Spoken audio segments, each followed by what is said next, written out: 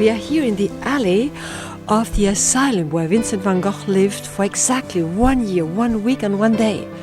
And in this alley we see here the irises, and Vincent Van Gogh arrived the 8th of May 1889 from Arles, and just the next day he painted this very fabulous painting called the irises, and there's just one in bloom right here.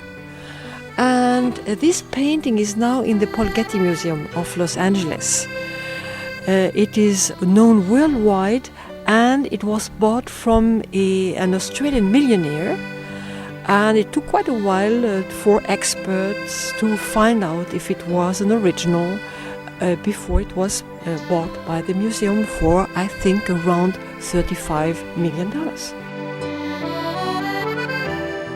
The Asylum was built during the 18th century by Oratorian monks with the idea already to care for mentally ill.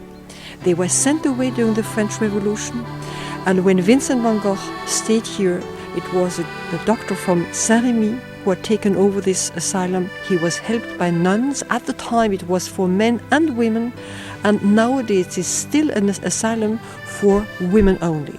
And we have 110 patients here. Even though Vincent Van Gogh was ill, Saint-Rémy was one of the places where he painted his most beautiful paintings.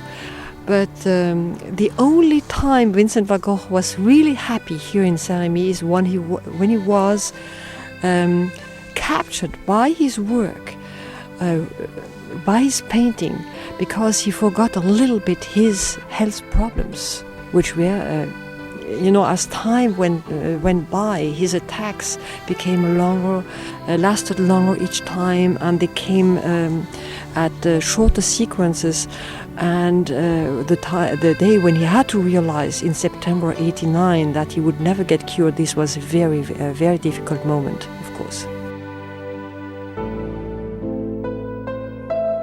Here in Saint-Rémy, since he couldn't leave the room, Dr. Perron, who cared so wonderfully for him, he sent him bunches of irises, which he painted in many different fashions. And he asked his brother in Paris, Theo, to send him reproductions of painters he loved very much, like Delacroix, Millet. He painted, when he had still headaches, he painted after reproductions because it was still good exercise for his hand. And he loved Millet because Millet had the same outlook on life. He wanted to live exactly the same secluded life in the country, very peaceful life, and only care for essentials, only the very humble people which he had painted and sketched so many times in Holland. He always said, the humbler the man, the truer the man. This was very, very important to him. And as soon as he felt better, of course, he went out and chose a landscape which suited him, and of course created his own paintings.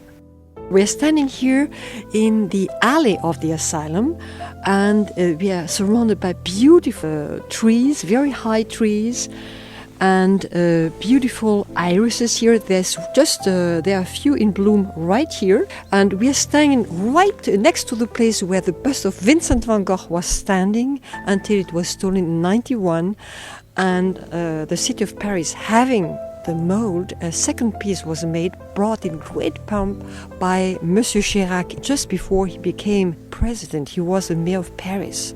So this bust is standing now in Musée des Alpilles in the wonderful Renaissance courtyard, which was just restored. We are standing here exactly at the spot where Vincent Van Gogh painted this poppy field behind the asylum.